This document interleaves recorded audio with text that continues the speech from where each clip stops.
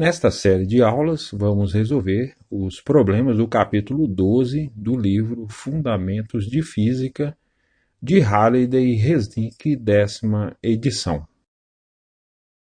Problema 16. Um caixote cúbico homogêneo de 0,750 metros de lado e 500 newtons de peso repousa em um piso com um dos lados da base encostado em um obstáculo fixo de pequena altura. Aqui a altura mínima acima do piso deve ser aplicada uma força horizontal de 350 newtons para virar o caixote. A figura ilustra a situação do caixote descrito no enunciado do problema. Quando o caixote está na iminência de virar, ele estará um pouquinho levantado e toca a superfície apenas no vértice inferior direito.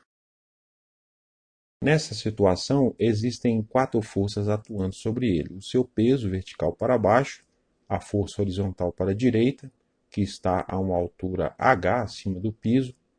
Como o caixote pressiona o solo, de acordo com a terceira lei de Newton, o solo reage exercendo a força de reação normal, que tem mesmo módulo, mesma direção em sentido contrário, ou seja, vertical para cima. O caixote também pressiona horizontalmente o obstáculo, que reage exercendo a força horizontal para a esquerda. Como o caixote está na iminência de virar, neste instante, ele está em repouso e está em equilíbrio estático. Isso significa que o seu momento linear e seu momento angular são nulos. A segunda lei de Newton diz que a força resultante que atua sobre um corpo é igual à taxa de variação do momento linear. O vetor força resultante é igual a dp dt. Como o momento linear é constante, nulo neste caso, a derivada será nula e, como consequência, a força resultante também se anula. Para que a força resultante seja nula, ela deve se anular em todas as direções. Vamos considerar o sentido horizontal para a direita e vertical para cima como sentidos positivos. Aplicando a segunda lei de Newton na direção horizontal, F menos FO é igual a zero. Então a gente conclui que F é igual a FO. Fazendo o mesmo na direção vertical, Fn menos P é igual a zero. Então concluímos que Fn é igual a P. Apesar das equações serem verdadeiras, não serão úteis para determinar o valor de H. A segunda lei de Newton para a rotação diz que o torque resultante é igual à taxa de variação do momento angular. Então, o vetor tal resultante é igual a dl dt. Como o momento angular é constante, nulo, porque o caixote não gira, está na iminência de girar, a derivada será nula e o torque resultante também se anula. O torque de uma força é igual ao produto vetorial entre o vetor R e o vetor força. O vetor R é traçado do eixo de rotação perpendicular a ele até o ponto de aplicação da força. Então, o vetor tal é igual ao vetor R vec o vetor F. O módulo deste produto vetorial é igual ao produto dos módulos dos vetores e do seno do ângulo formado por eles. Então, o módulo de tal vai ser o módulo de R vezes o módulo de F vezes o seno de θ. Vamos considerar positivo o torque da força que, atuando sozinha, fizer o conjunto girar no sentido anti-horário e negativo o que fizer girar no sentido horário.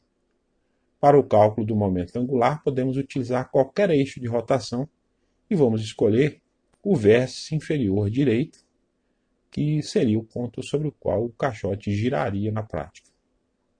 Aplicando a segunda lei de Newton para a rotação, o torque devido a F mais o torque devido a P mais o torque devido a FO mais o torque devido a Fn tem que ser igual a zero. Considerando a força F, se traçarmos o vetor RF do eixo de rotação até o ponto de aplicação da força, o ângulo entre as direções dos vetores será θf e a atuação dessa força faria o caixote girar no sentido horário. Então, o torque dessa força é negativo. Então, o tal F vai ser menos RF vezes F vezes o seno de θf. Podemos identificar um triângulo retângulo na figura, cujo cateto oposto ao ângulo θf mede H e cuja hipotenusa é igual ao módulo do vetor RF. Se calcularmos o seno deste ângulo utilizando essas medidas, fica que o seno de θf vai ser o cateto oposto H sobre a hipotenusa RF. Então, podemos dizer que o H vai ser RF vezes o seno de θF. Podemos substituir essa expressão por H na equação do torque, e ela se torna que o torque devido a F vai ser menos H vezes F. Considerando a força P, se traçarmos o vetor RP do eixo de rotação até o ponto de aplicação da força, o ângulo entre as direções dos vetores será θP, e a atuação dessa força faria o caixote girar no sentido anti-horário. Então, o torque dessa força é positivo. Então, o tal P vai ser RP vezes P vezes o seno de θP. Podemos também identificar um triângulo retângulo na figura, cujo cateto oposto ao ângulo θP mede 0,5 L, a metade do comprimento da caixa, e cuja hipotenusa é igual ao módulo do vetor RP. Se calcularmos o seno deste ângulo, utilizando essas medidas, fica que o seno de θP vai ser o cateto oposto, 0,5 vezes L, sobre a hipotenusa RP. Então, 0,5 vezes L vai ser RP vezes seno de θP. Podemos substituir essa expressão por 0,5 L na equação do torque, e ela se torna, o torque devido a P vai ser 0,5 vezes L vezes P. Os torques devido às forças FO e Fn são nulos, porque elas atuam no eixo de rotação.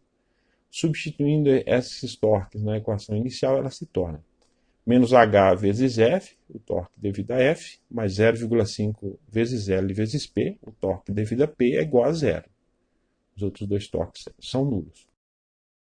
Passando o termo negativo para a direita, 0,5 L vezes P é igual a H vezes F. Resolvendo para H, o H vai ser 0,5 vezes L vezes P sobre F.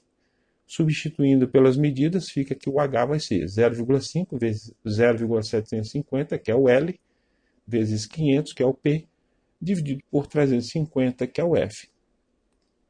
Efetuando esses cálculos aí dá 0,5357 metros. Escrevendo o resultado com 3 algarismos significativos, que é a precisão das medidas originais, o H vai ser igual a 0,536 metros.